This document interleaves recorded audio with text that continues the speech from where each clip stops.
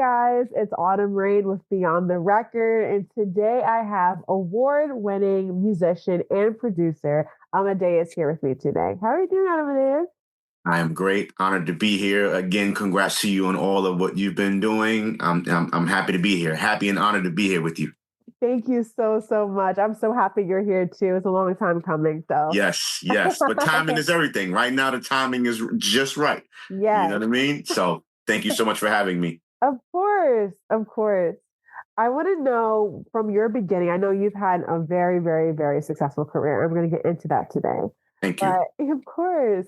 So I don't know to know, like, how did you get started in music?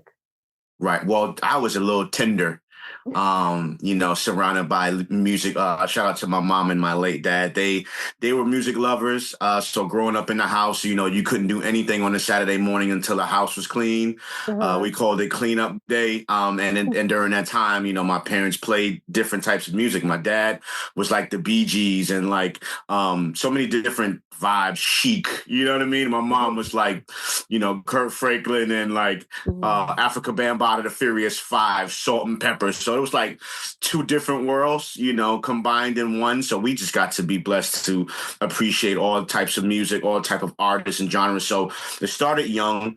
I don't know what they saw in me. This is a question that I still have to ask my mom, today. Like, yo, what did y'all see in me that allowed that pushed you guys to purchase me a little Smurf drum set at the age of like 3 years old? Like, what was I doing that you guys, well, let's get him some drums. So it started then.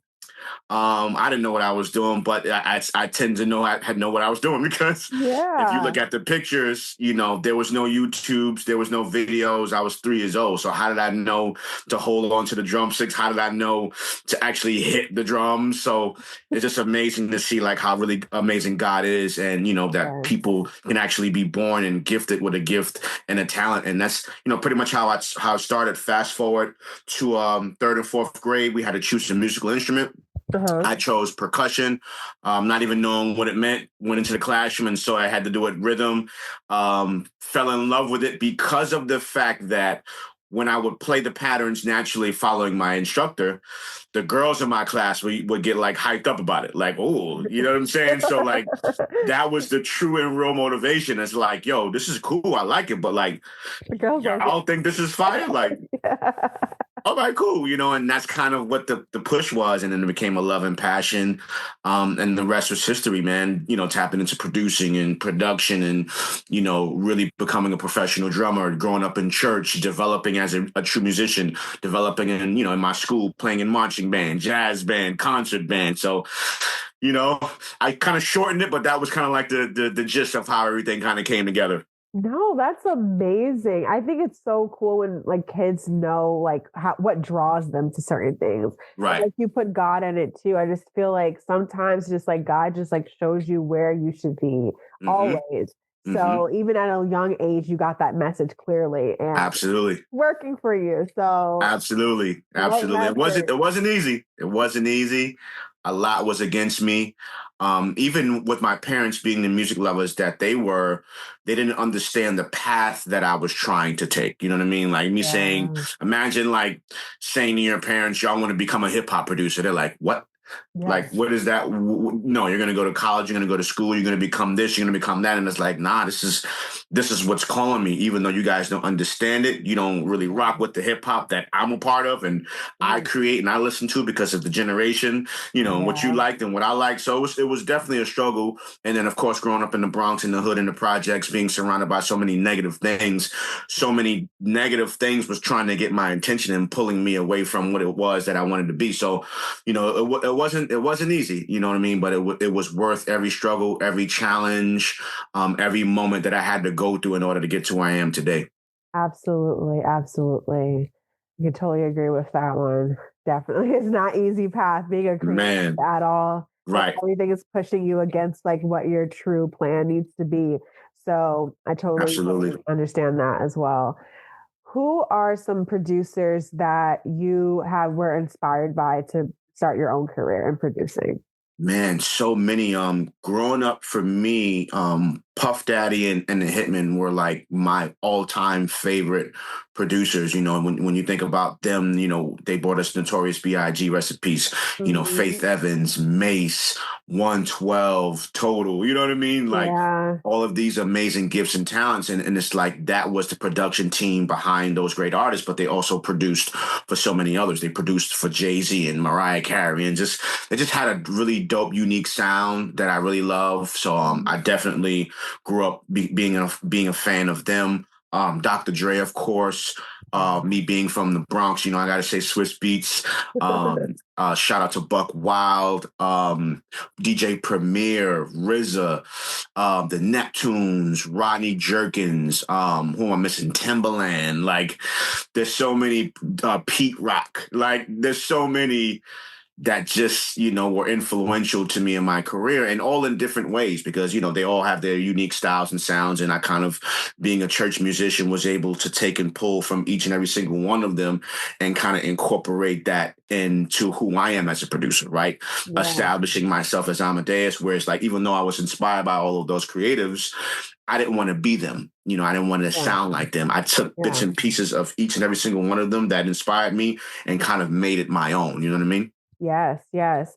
That's exactly what it is. Like it's inspiring to you, but it's not you're trying to like copy what they're trying Correct. to do. Like you want to have your own sound and your own voice so people know like, oh, this is an Amadeus record, Right. Oh, this is a Timbaland record, or this is like a Smith record, Yeah. like you want to know this is my record, And I So love that you say that, because that was a big thing for me, right? Where, respectfully, a lot of the producers that I mentioned had a sound, yeah, right? Where if they were produced for this artist or that artist and the song came on 9 times out of 10, you can tell that was them because yeah. of their drums or their patterns or how they sampled certain things. And to me, I thought it was dope. But for me personally, I didn't want that. I wanted Mm. to confuse, in a good way, the listener, right? Where it's like, Ooh, okay. oh, that's Amadeus did this, this Little Mo record, or Amadeus did this Dipset record, or he did that for Fab, or he did that for Justin Bieber. Like, I didn't want to have a sound, because if I had a sound, I felt like it could possibly box me in to one genre or to different type of artists, and not allow me to be open to work with any type of artist. That's why when you look at my resume, humbly Mhm. speaking, there's Yeah. such a large range. I'm from the Bronx, so I produced for Fab and Remy Ma and Pat Poose and French Montana, and like, the core New York locks. But I also got Justin Bieber and CeeLo Green and The Game and Mike Jones and Paul Wall and Slim Thug. Like, just to show you, it's Wow, like, it don't matter what Jeezy, T.I., like, it doesn't matter. The clips, where they're from. And I just kind of wanted to make sure that was important to me, to be able to not be boxed in and to create sounds, various sounds, and to be able to apply that and work with all type of artists. Absolutely. And I like we're just about to just get into that too. So you already like you got me. You got me. So like I said, you have a very, very, very impressive and extensive resume. Like Thank all you. the names you listed too. I got Chris Brown, J Lo, 50 Cent, Lil Wayne, Busta Rhymes, Keisha Cole. So many top Justin Bieber, Man. obviously. So many, many top selling artists. How would you describe your producing process, or does it change really when depending on who you're working with? So for me, I just create what I feel. Okay. I've never been the type of producer that created anything for a specific artist. Mhm. I don't work well that way. And I'm just being honest and transparent to say that. Like, a Yeah. lot of, there's producers that have their niche where, like a Pharrell Williams, where he'll go into the room with the actual artist and build a song from scratch. Like Mhm. he's fire with that. There's certain producers that are able to do that. That's not my strength. Like, my Mhm. strength is leave me in a room, take the key, throw it away for like a week. Don't say nothing to me. Don't bother me. Don't give me no direction. Just let me do me. And I go in a room and I just create what I feel in that moment. Whether it's personal, whether it's a thought, whether it's a feeling, whether it's a mood, and I create what I create, and then I send it out. You know what I mean? Mhm. And if you gravitate towards it, you gravitate towards it. And that's kind of how I always been. I've tried different things. I've tried other formulas, and it's just you learn what your strengths are, and you go with that. You know what I mean? So I would never allow anyone to make me uncomfortable, or I have artists reach out, hey, let's build from scratch, and it's like, nah, that's not really my thing. I got what I got. I'll send them your way. See if anything grabs your attention, and we go from there. Cool. If we don't work, I understand it. I respect it.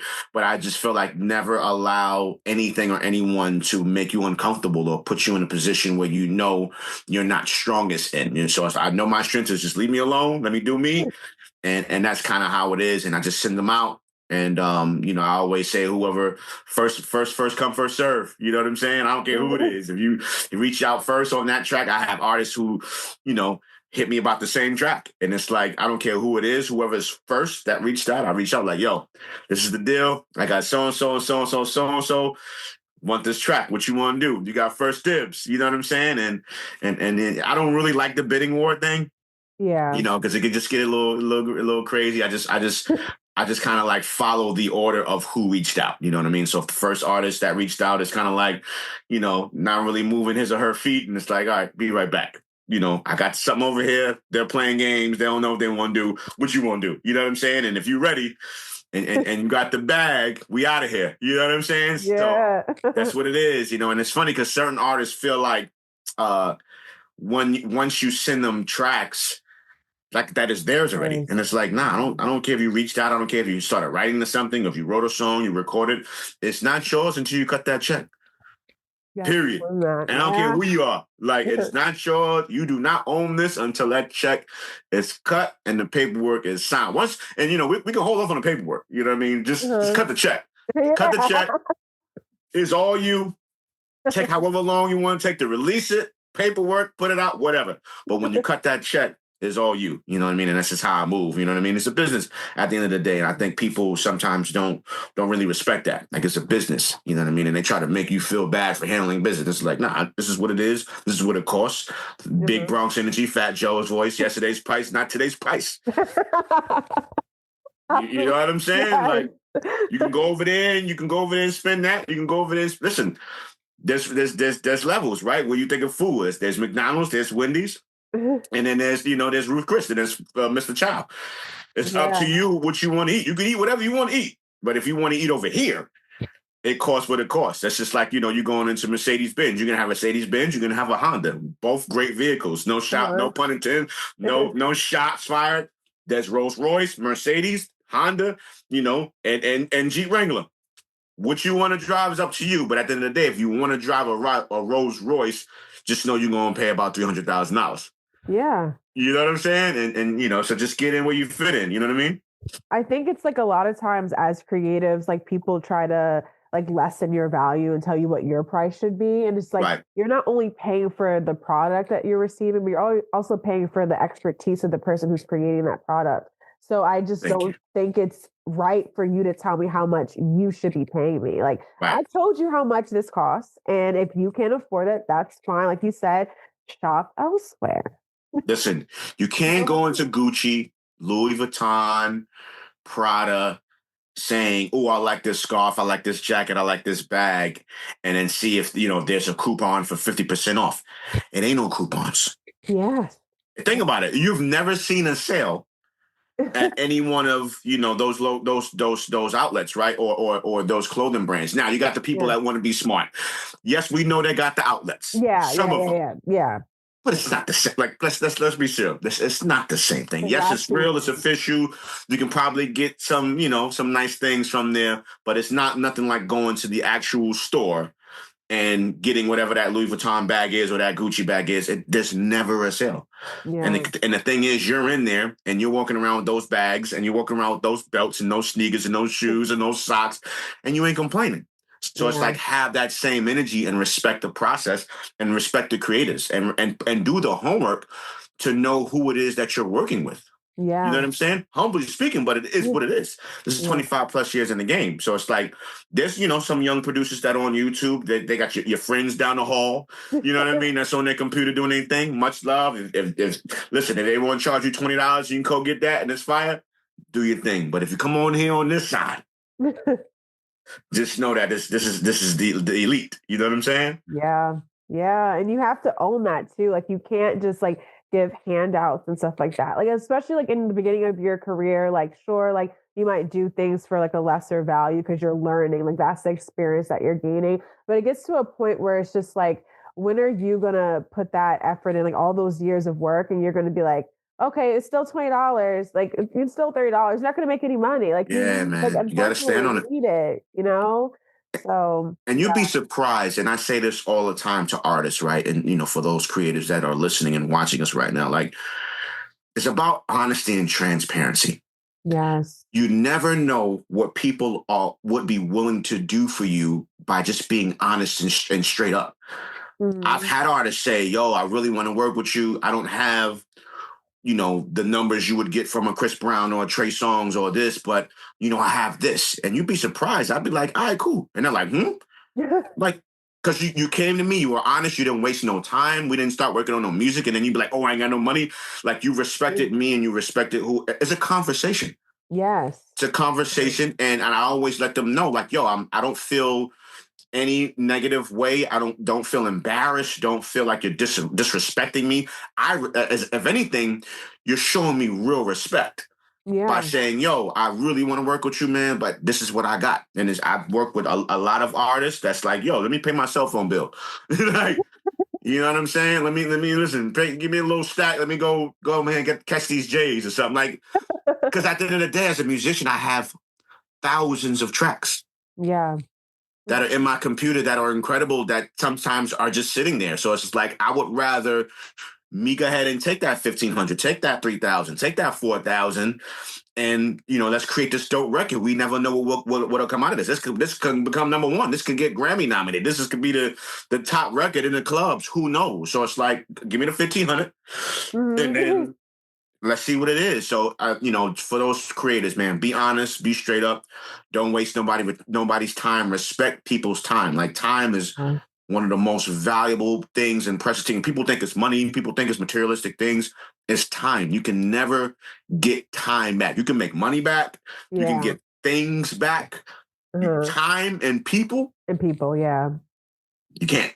Yeah. This industry is all about relationships too. So like when you Absolutely. see that artist that's like grinding and putting in work, and then they reach out to you like, "Hey, I only have 1,500 for this track." You're like, "Okay, well, you know what? I have something that you can have, right?" You And know what? it I told him I don't even do that. uh-huh. The same beat I would send Chris Brown or Trey Songz, or it's the same level. I don't do A, B, C, D, E, F tracks. I don't believe in that, Mhm. because at Yeah, the end of the day, it's my name that's out there. true. So That's if I true. wouldn't send that to Chris, if I wouldn't send that to J Lo, I'm not going to send that to you. I don't look at you as less of a creator or less of an artist because you're paying less money. You know what I'm Mhm. saying? I want to give you the heat I give them, because this record can take off. We can have a number one record. We could, this record can push you to be the number one artist or the biggest artist in the world. Who knows? So I'm not going to, because of what you're paying, give you less quality. I'm going to give you the same quality I give everybody else, because this is my name, this is my brand, and most importantly, this is my legacy. When my Yeah. name is attached to that, it's attached to that forever. When you release that online or on the DSPs, like, that's there forever. You know what I'm saying? And Mhm. I'm really big on that. Yeah, it's like the same thing as like talking to you versus like talking to someone who might not even have any songs out on DSPs. Like I Hmm. still put in the same amount of effort, like researching as much as possible as Yeah, I can, it's like to have like a really good conversation with you. So I really respect it like as a creative, because sometimes it's like you do see those things out there, like hmm this hmm industry you've seen a lot probably. yeah, So yeah, it's like, yeah, I like that you're still like true to yourself regardless of, absolutely, price tag. So absolutely. Thank you. absolutely. So what is a memorable like studio session that you've had, or just like a really good experience that you've had in the industry thus far that you haven't, you'll never forget? Oh man. Probably producing the ESPN's First Take theme song, right? that whole situation just was really a very unique situation. I was doing a lot of work with ESPN, scoring a lot of the music. So when you scoring, meaning like when you see ESPN on or Sports Center or various shows throughout the day, and you hear the tracks in the background, like I was producing a lot of those tracks. And listen, man, they were cutting some nice checks. I'll be honest. And like you mentioned, relationships are key. And shout out to Kevin Wilson, the music director for ESPN. I remember him calling me one day and saying, "Hey, I teach at New Haven University, and I would love to bring you in on the panel, to speak to my students." Right? I was living upstate at the time, and business being business, and not knowing schools got bread, I was just like, "Yo, what's the honorarium?" And he's like, "Nah, it's no honorarium. It's just something that I want to do for my students." And I was like, thinking it's about like 2-hour drive. I gotta know it's gas, it's toll. I ain't gonna make no money. I'm like, So I turned it down. As soon as I turned it down, I sat there with myself and like literally scolded myself, like, "Yo, what did you just do?" And it was a moment where I was just like, "Bro, this dude has you all over ESPN.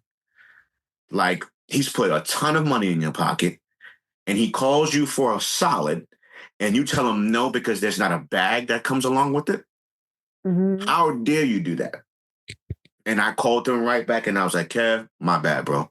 He's like, "No, it's all good. You don't understand." I was like, "Nah, it's not all good, bro. Where you need me to be, what time, I'll be there to be on that panel." And he was like, "You sure?" I said, "Absolutely." Right. Fast forward, show up through the panel. Panel is amazing. He's like, "All right, I don't have no big budget, but there's a Subway's up the block. Lunch on me." I'm like, "Cool. I love Subways. Cool." Yeah. Go to Subway. We're sitting down, breaking bread. And he's like, "Yo, I got to get this. I'm trying to reach Talib Kweli and Mos Def for this theme song."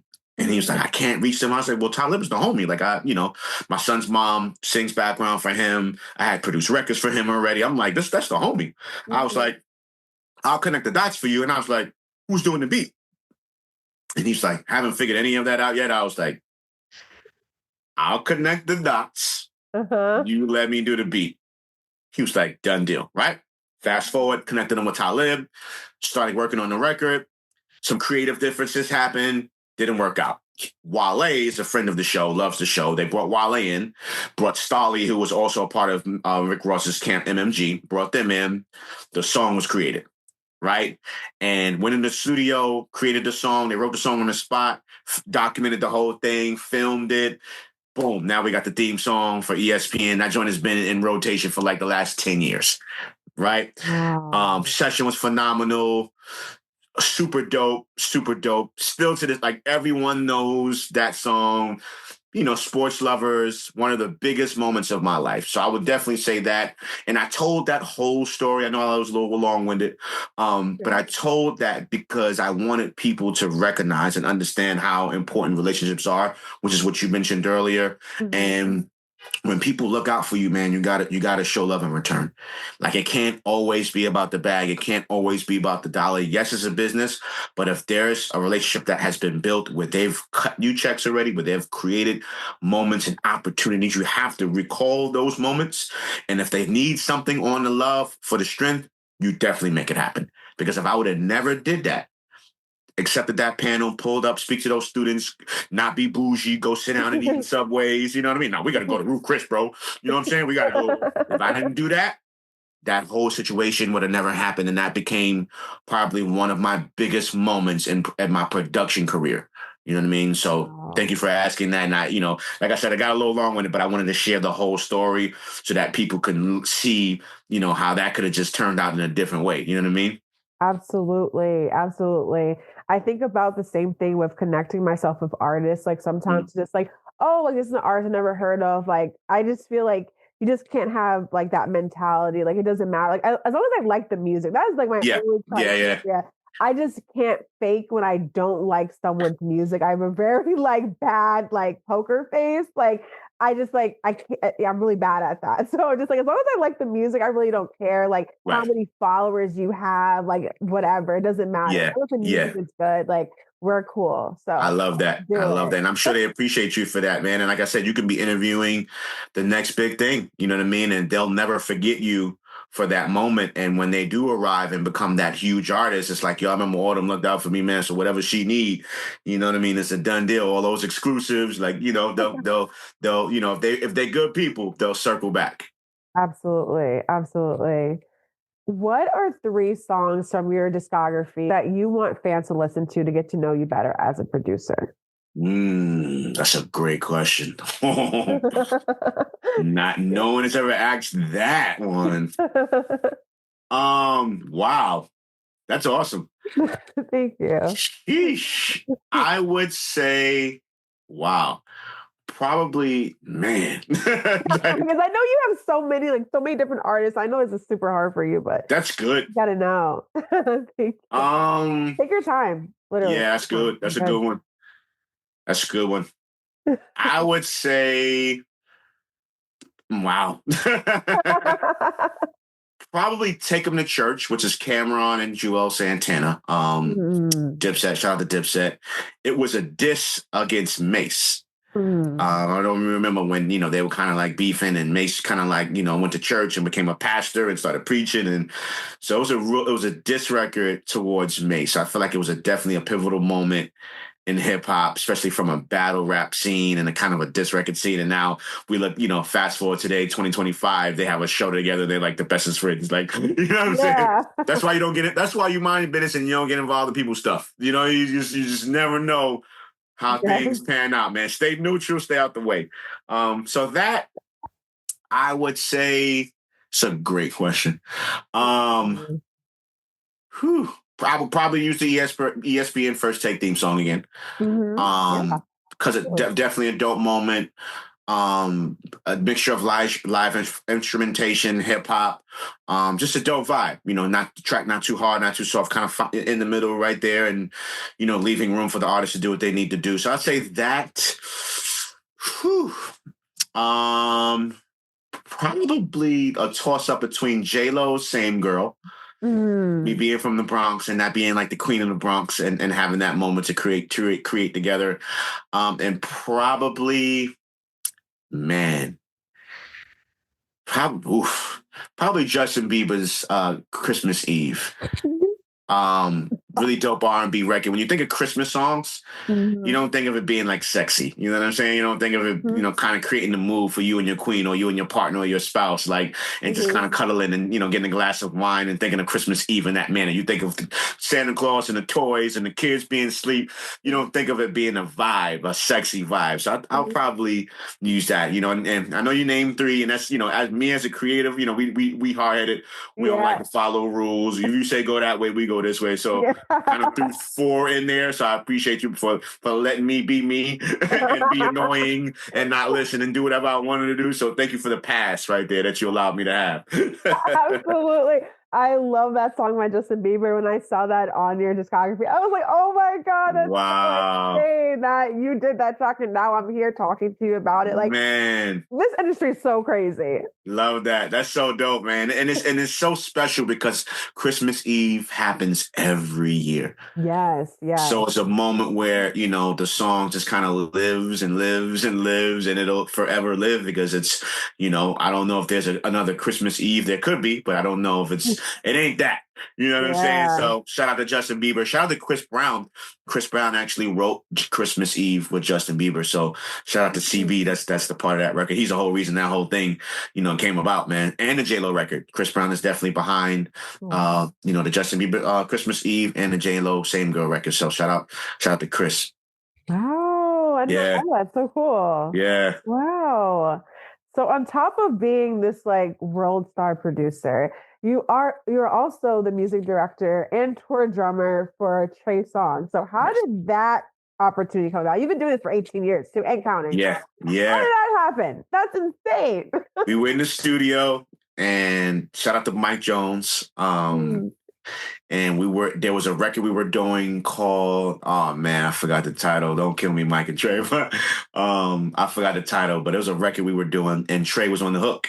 And we was in the studio. We were in Houston. Mike flew us out and we all was in one room creating. And there was a drum set in the corner and I kind of saw the drums and I mentioned to both TREY and Mike, I'm like, yo, I'll play drums. And they laughed like, putting on drums. I'm like, bro, I'm a whole church boy, man. You have no idea. Like this production that you're loving, it all started with me playing drums first. And Mhm. I mentioned it. They thought it was the funniest thing ever. And I just said it in the same breath. I told Trey, I was like, bro, the music you're making, this is Trey's first album out. Got to make an album out. He fresh out the gate, braids, like, Yeah. young king, and I'm like, bro, you're going to need a band, man. You making real soulful music. You're going to need a band one day. When you need a band, call me, right? Finish the song. Everybody went their separate direction. I went back to New York. I think Trey was living in Atlanta at the time. Mike was already in Houston. So boom. A year later, I get a phone call like, yo, you ready to put the band together? And I was like, hmm? And it was like, yo, Trey, his manager at the time, shout out to Delonte Murphy, was like, yo, Trey, once you mentioned putting this band together, Mhm. all type of people reached out. I had people in mind. He was like, but you were the first one to mention putting a band together for him when y'all was in the studio. And I thought that was one of the realest things ever because you know how this game is where Oh. people talk that talk, but he put the phone call out and I didn't know what I was doing. Never put a band together, just put it out there. Mhm. And the rest was history, man. I called up some of my brothers that I played alongside in church and we did one show. One show turned into another show.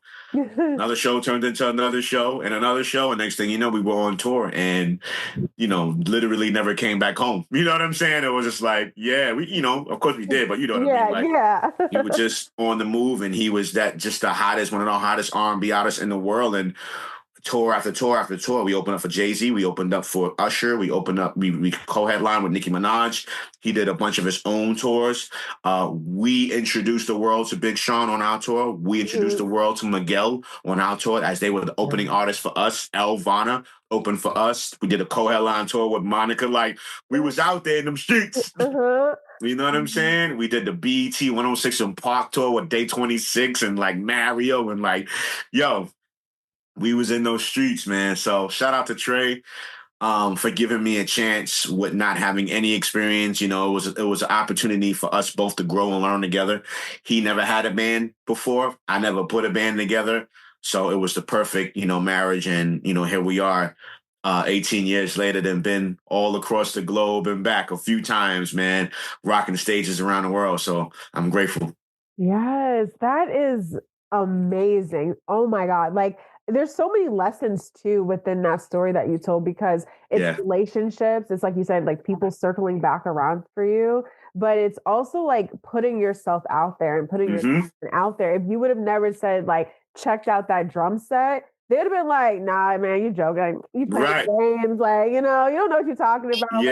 whatever. But you Yeah. saying that, and then you having coming up with the idea for the band, and then now them circling back to you because you have a good relationship with them, like all of that encompassing created these moments for like almost over 2 decades. Like, Crazy. and Crazy, man. It's a blessing. And he just celebrated 20 years, yeah. with the Gotta Make It album. And we had a show that we did here in New York and Queens for the Rise Up New York City, which is by Mayor Eric Adams and his team. And it was crazy being in a Queens park celebrating 20 years, us knowing that we, contributed 18 years of that as his band and just seeing a crowd of 30,000 people, stand out on the lawn and cheer him on and celebrate, man, was a legendary moment, man. So I'm just grateful to be a part of his journey.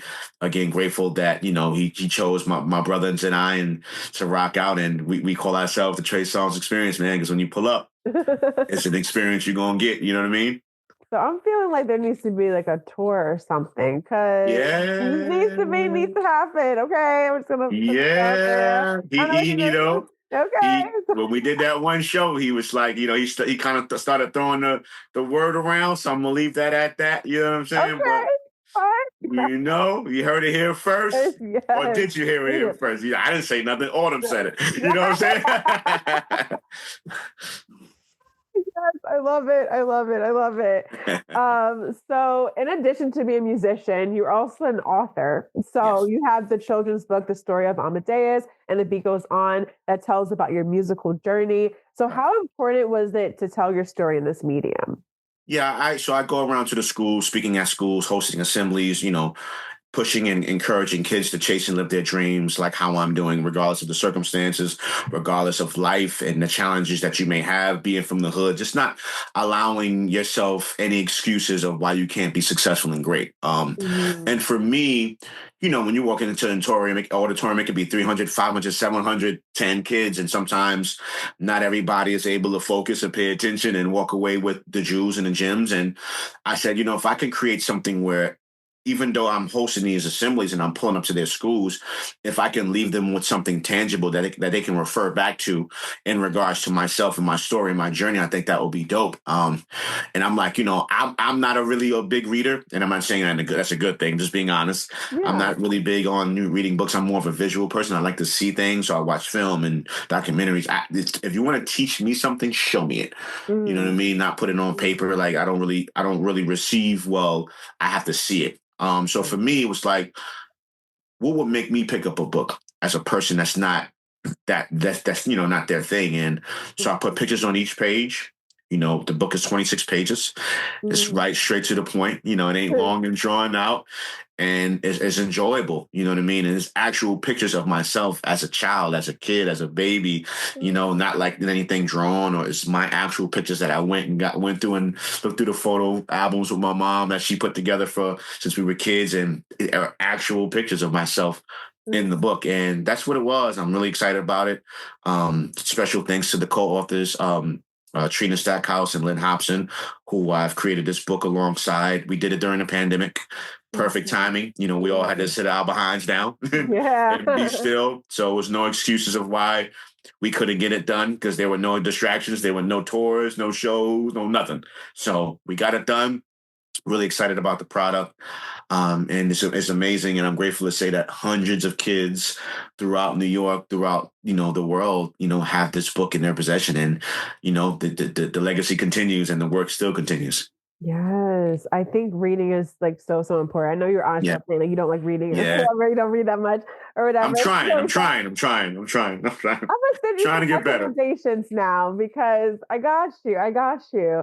I haven't read that much this year, but like last year, I was able to hit my goal. I read like 20 books. So I want to do that again. Like probably can't do Wow. this year, but like maybe Wow. 10, but I'm getting there. 20. That is fun. Let's pause and stop to congratulate you. That's phenomenal, especially as a Black queen, because Thank they say, but you. if you want us to know something, put it in the book, because we ain't gonna pick it up. You know what I'm saying? So shout out to you for doing that, man, and just that's fire. That's motivational. That's inspiring to me. Thank you. Thank you. I think it's just like it was easy for me because I was like watching TV or whatever before I went to Yeah. sleep. But instead, I was just picking up a book instead. So that hour before I went to sleep, I was just reading and just kept going and kept going, kept Mm. going.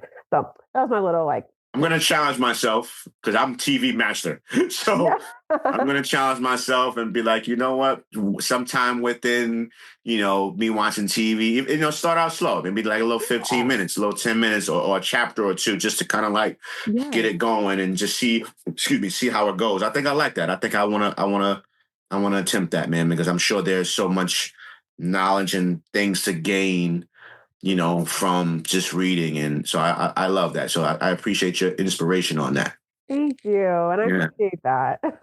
Yeah. I'm gonna try it. Yeah. So you're I'll going to let you know how that succeed. goes. I'm gonna let you know. I'm like, yo, I read a chapter today. You gotta be happy. You gotta be happy, and like you gotta like go in like, yeah. Yeah, I got you. You Balloons gotta and be super everything. encouraging. Yeah. I got you. I got you. I got you. So you've had like I said, so much success. And I had to shout this out as well. So you received the Presidential Lifetime Achievement Award for your commitment to your community, and it was awarded by former President Joe Biden. So what did that recognition represent for you specifically? First of all, I didn't believe it, because that came along with me earning my honorary doctorate in music, the music business and entrepreneurship. So it's like a combination, and I'm like, Mm, whoa. When you want to be a blessing, to anyone, to others, you don't do it to receive anything. You don't do it for yeah. accolades. You don't do it for your name to be mentioned. You just do it to be a blessing. You just do it to give back. You do it to change lives, to inspire, to help, to educate, to empower. Mhm. And you just do what you do, and so with that happening, and I'm actually looking at it while we're talking about it, and just that and receiving an honorary doctorate, a little boy from the hood, from the Bronx, from the projects, from where, I'm supposed to be a drug dealer or be in jail or a gang member. And, now, you got to refer to me as Dr. Amadeus. It's fire without even, graduating from college. It's like, yo, no, you earned it because and for people that are not aware, you're capable of earning an honorary doctorate by having 20 plus years of experience in whatever field. So that's how it comes back. That's how, they look into it to see if you're worthy and have put the work in for, such a moment. You know what I mean? And I've done that. I'm 25 plus years in at what I do in music. So it's a blessing. It's beautiful. It still feels weird. You know what I'm saying? People like, hey, Dr. Amadeus, and it's like, nice little ring to it, and I definitely don't abuse it. I don't make people say it. If you say it, cool. When I do my speaking engagements, I use those moments to kind of use it to just, be more of inspiration to the people who I'm speaking to, the kids that I'm speaking to, like, wow, he's a doctor. You know what I mean? Like, and that created hip hop, that created R&B, that toured the world with TREY songs, like that look just like us, that sound like us, that been through what we've been through and more and back. Like, but he's Dr. Amadeus. So an amazing moment. Every now and then I look at it and I celebrate it, but always just staying focused on the real reason and the real cause, which is to continue to be a blessing and continue to help others. And if I would have never received that, I still would be doing, what I'm doing today. Absolutely. Yeah. Like, I think that is just, first of all, congrats. Thank you. Congrats. Cause that's amazing. I think when you can just like pour back into the community that like raised you and like was able to afford you like everything that you've been able to accomplish is such a beautiful Thank you so much. It's Thank you circulating so all much. around. Yeah, man. Crazy. It's beautiful. It's Thank you, so Queen. nice. Thank you. Before I let you go, I have this quick rapid fire questions that I want to give you. And then, so get to know you even more. Okay. Know your journey. Okay. So we're going to start off first with, what is your zodiac sign? Aquarius. Okay. Aquarius. Yeah. Okay. Nice. So are you in, that's February, right? I'm the end. So I'm January 30th. Okay. My actual birthday. Yeah. Yep. January, baby. Yeah. Alrighty. So who is an artist that you would like to collab with in the future that you haven't worked with yet? Here go me and my non-listening self. I would say Jay-Z, Rick Ross, and probably Kurt Franklin. Ooh. Yeah. Kurt Franklin is one of my heroes, man. And like, we're like right there. I got a chance to meet him. Was it last year? I think is it this year or last year? I forgot, but got a chance to meet him, gave him a big hug and, told him how much he meant to me. And he, knew who I was, and that blew my mind and, recognized me in all of my works. And, so I'm working on it. Yes. No, we need that to happen. Yeah, man. We're manifesting that. Amen. What is a brand deal that you like to secure that fits your image? Ooh, come on, questions. Okay. Ooh, a brand deal. Wow, man, that's pretty good. Ooh, that's a good one. Wow. So I will say ones that I would name, thankfully, and I'm grateful, I'm actually a part of. So Akai MPC is a machine that I use, a drum machine that I use to create. So I'm a part of them as an artist. KRK is my favorite speaker. I'm a part of them as an artist. I love sports. So I'm an endorsee of starter jackets. So a lot of them, the drumsticks and cymbals and drums, like I have, endorsement deals from, a lot of them. So I've manifested, I would say, the majority of the brands that I felt would be, great to work alongside. I'm trying to think, are there any more that I haven't tapped into? This is a great question. Maybe Apple. From Ooh. the laptops and the computers and the phones, and a lot happens, musically with obviously our computers, from Yeah. me creating on it to me sending out music to me, handling business on it. So an iPhone. So I think would be a dope one. I think Delta. Yes. I humbly speaking, I'm a million miler. So I've flown over a million Okay. miles. So every Okay. time I'm bored, they recognize that. Yes. Delta will be a dope partner. Probably like, I love synths. Mm. So maybe, teaming up with like a brand, a cologne brand, or, because I feel like it's very important just in life to just smell good. You know what I mean? Yes. Like, so, you go into a business meeting, you go into to perform and you do a show and people get a whiff of that scent. I think it's a powerful thing that can help even create more opportunities and ventures, just off of the fact that, oh man, Ken came in smelling amazing. We got to sign him. You know what I mean? Because everywhere he gonna go, he gonna represent us and he gonna smell good. You know what I mean? So, Yes. I would think, oh, that's a great question. It's a Thank great question. you. Love that. Love that. Thank Love you. that. And I love that you already came with your own brand deals already. Like, yeah, Yeah. I'm with that. Yeah. Yeah. But the sense part too, like as a woman, we remember. So like men, get your scent game up, okay? Please. Like we remember. Works Yes. magic. Yes. A good Works magic. cologne goes a long way. So yeah, best in that. Just be sure, men, fellas, just be sure to shower first. Please. Lord Jesus. Put it on deodorant and lotion. Yes. And then as you can see, my fingers are well, they're Manicured. cut, they're clean, there's no dirt under there, they're shiny. Please. Like, people, you take care of yourselves, man. I know you hustling, I know you're trying to get to the bag, but take care of yourself in the process. Even from a mental state, go to the gym, go to therapy, speak to those you love. Like just, I had to throw that in there, Queen Autumn. I had to, you know what I'm saying? Thank you. It's more than the surface. It's more than the Talk to surface. them. Yes, yes, yes. And do it for yourself too. You should want to show up for yourself Yeah, in that way. yeah, Don't do it for a partner. Do it for absolutely, you. And let absolutely. your partner appreciate the fact that you want to come as your best self. Okay. Yes, Like, love that. You're right. You're right. You're right. who was your teen celebrity crush? Uh, you said one, so Foxy Brown. Ooh, no. Foxy Brown. I had Foxy Brown hung up in my locker when I was in school. Yeah, the Il Nana album. Yeah. A little spicy, but no judgment out there, please. Thank you. No, we're not judging. We're not judging. Man, spicy. That was a spicy poster. So, who is an actor that you would love to play you in a biopic? Ooh, that's fire. That's really good. Man, I feel like I have one for you. you do? I won't share until you share yours, though. So, So my favorite actor is Denzel Washington. yes.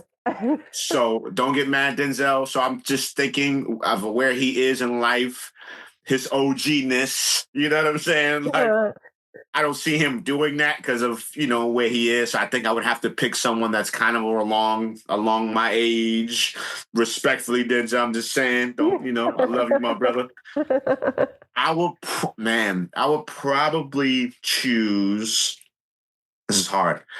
I would probably choose Michael B. Jordan. Okay. Yeah, I love what he's doing. I feel like he's on fire right now. Just young black king that, you know, I can relate to, like, carries himself a certain kind of way, even though I know that doesn't, that's not the reason why you would pick an actor. Like, it would be more about the screenplay. But, if I have my hand in it, I would want that person to kind of represent me in real life, like be similar to me in morals and values and God, and, the way he carries himself, and just respect for others and respect for women. So I would probably choose, Michael B. Jordan. Who would you choose? I was like, I wanted to get that out so I can hear what you would choose. Yes, yes. Okay, so the person I choose has passed. So unfortunately, he couldn't play you. Okay. But I was thinking Malcolm Jamal Warner. I think he has a Wow. very like humble kind of personality and like just Wow. was a really great person overall. And I can see him. I see a little bit of a similarity Okay. physically too. That's pretty good. So that's who I was thinking. Wow, man. Moment of silence. Rest in peace to my brother, Malcolm Jamal Warner. Yeah. Man, definitely a brother of mine, a friend, a musician. A lot of people didn't I know that he was a musician as well. An incredible bass player, producer, songwriter. Um, think he won a great. Grammy. Yeah, did he? Yeah, I think he Oh, did. that's awesome. That's Yeah. well deserved. Amazing. Amazing. But, great actor, all of those different things. But most importantly, a great man, a great king, Yes. a husband, a father, a brother, a son, a nephew. You know what I mean? I love that, man. The great, you see, you trying to get me all emotional. Us Aquarius, we're very emotional beings. So you gotta be careful, man. I can't be on here crying, man. I can't be on behind the record crying, man. We hold it together. That was beautiful, though. That was awesome. Shout out to Malcolm Jamal Warner. May he rest in peace in his legacy. And I watched him growing up. My family, we watched the Cosby Show Oh, faithfully yes. every night. Like that was a treat to us where Oh, every night we watched that show. You know what I mean? And it's crazy to be able to show your kids that show. Like so my kids know the show. Like, yo, this is what I used to watch when I was your age, and so they know who he is as well, man. So such a blessing. I love that. I love that. yeah. That's Great amazing. job. I thought. Yeah, of course. Of course. Great job. That was well thought out. That was well thought out. Thank you. Thank you. What is an album that you love to listen again for the first time? Man, pretty good. Thank I you. would say, whew, whoa. I would probably go with Life After Death.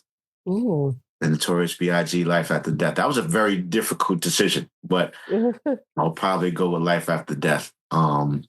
Incredible body of work. I Iconic. remember purchasing it from the Wiz store, the actual CD and the cassette tape, and listening to that for the first time. I was on a bus, going home after purchasing that CD with the little CD player, Uh, and I remember that, man. That was wow. Yeah, the Life After Death album. that's a good one. That's a Yeah, good choice. yeah, yeah. What is your favorite album so far this year? Mm, this year, probably the Raekwon album, Ooh, okay. Emperor's New Clothing. Yeah, and I actually produced a record on there, and I'm saying that because he's still going. Definitely a legend and an OG in the game, still going, Nice. still creating, still just having that cloth, just talking that talk. And I don't even know how old he is at this point, but still got that swag, that energy, and just Yeah. me thinking about picking up the Purple Tape album and growing up listening to Wu Tang and him and finally having an opportunity to work with him and him actually releasing an incredible body of work in 2025 and me be a part of that is legendary. So I would definitely say that the new Raekwon album. Yeah, no, that's a really good choice. Yeah, Good choice. yeah. So if you didn't have any type of position in the music industry, so if you weren't a producer, if you weren't a drummer, what career do you think that you would have gotten into? I can't even answer that question. Like I don't see myself doing anything else. Like I've tried to what would you do? Like what would this it was when I decided that I was going to chase this dream, it was all or nothing. Yeah. It was my A, B, C, D, E, F, G. It was no plan B, no plan C. It was just like this or nothing. I love that. And I felt that God equipped me with all that I needed. I felt like He gave me the gifts and talents that I had what it took to make it. And He gave me the motivation and the drive. And I just always had that. If I commit to it, it's like, nah, I'm gonna make it happen. I'm gonna figure it out. You know what I Yeah. mean? And that's been me my whole life when it comes to music. That's been me now as a man, as a father, me being 44 years old and just being able to evolve and to adapt with how music is right now, with how the world is right now, with technology. I'm still here, still in your face, still creating magic, still walking in my greatness, still pivoting into Yes. other areas in life. And I never ever in life would have thought that I would be a successful motivational or public speaker. Never saw that coming. Really? Wow. Never saw that coming. But, when your heart is in the right place and you just want to be a blessing, God will work through you, man. And, like I said, I've always just wanted to inspire and push people. And that's, what I do. And so I'm and still rocking the music, still touring. My residency is actually ending this weekend at TREY's. I've been in TREY's for 8 years, going on 9 years as the resident drummer. Historic, never done before, especially in Las Vegas. As Yeah. the drummer, like playing alongside the DJ in a huge club that hosted thousands of people, you know what I mean, for 9 years. And I'm grateful. And you just got to be able to, like, pivot was a key word for me at the beginning of this year, to be able to pivot. Yeah. Things slow down, shows slow down, tours, bookings, and you just got to be able to tap into each and every single one of your gifts that God has blessed you with, and live life from it. You know Mhm. what I mean? There's no reason on why you should be waking up doing something you don't love to do. Like, Yeah. that's settling in life, and that's something that I've never done. So to be a public speaker and speaking at commencements and graduations, and like, I never in a million years saw that coming, and it's all God, because I've never wrote a speech in a day of my life. I've never written a speech. I will pull up to. I just did this summer Mount Vernon High School in a huge football stadium, like, and I want to share this because I never really spoke on it. Like, it Mhm. was the first time I got nervous. Like, I'm looking around and I'm like, yo, all these people are here. These amazing students are graduating, hundreds of students, hundreds of family members in a football stadium in Mount Vernon that we would drive by on a day-to-day basis. Mhm. I'm in here giving the commencement speech. Like, you know what I mean? And it was a moment where I was just like, wow, God, like, and just to be a blessing, just to push them to be great, just to, support them and show love. And it was one of the most amazing feelings, and it went well. And it was just like, how did I get here? And the answer to that question is God, man. Like, and for those that are tuned in, it's like, you have so much within you. Mhm. Don't Yeah. ever let anybody box you in. Don't let people or things to say you deserve to be here and deserve to be here only. Like, nah, Yeah. do everything. Walk in all your gifts and talents that God has given you, because you just never know when a season will come where maybe it'll slow down, maybe it'll dry up, maybe it'll end, maybe it'll be the end of a chapter. This weekend will be an end of a chapter of an amazing book that was written from me having a residency in Vegas. Like, but it's closing, and I'm not worried. I'm sad, of course. It's like, man, but Yeah. I know God got me, and I know my hustle, and I know all of what I've built, and I know all of the various eggs that I placed in different baskets. So it's like, cool, less of that. Okay, cool, more of this. You know what I'm saying? Yeah. So God always got you, man. I always say faith over fear. Yes, absolutely. I think when you're talking about the commencement speech too, it's like you were nervous, and I feel like that's honestly a great sign. It just But shows I that never do. I'm never nervous. Like, see, never. yeah. No, like, for no shows. When we did the show with Trey, like, I think I played in Australia. Rest in peace, Fat Man Scoop. We had a show in Australia, and it was 88,000 people out there. And he was like, "Are you scared? You nervous?" I was like, "Nah, bro, I'm hyped." Like, because they're just watching us do what we love to do. Yeah. We've been in rehearsals. We worked hard. We put the show together. We studied. We now it's Ready. time to show them what we got. So I'm hyped. Exactly. So yeah, so it was different. It's like, this ain't a show. This ain't me playing drums. This is people lives. This is Right. people, graduating from high school and entering into the real world. So, like, I want to be able to say something that's inspiring to them, something that they can walk away with, that can help them in the near future as they take on the world. Like, they're the future. And Yeah. I want my words to mean something to them. I want to say what I need to say that's powerful and impactful. You know what I mean? And I was like, I don't want to let them down. Like, that was the Yeah. whole thought process. And it was just like, all right, well, it is what it is. God, you got me. This is what we do.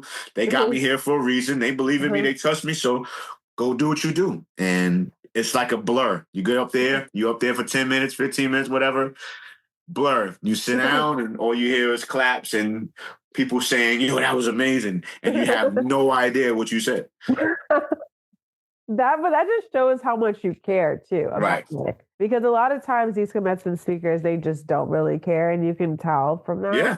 And I just think, like you said, like you are just someone who cares a lot about your community, and like that poured into those students as well. I'm pretty sure of that. Right. Well, Man, God is amazing.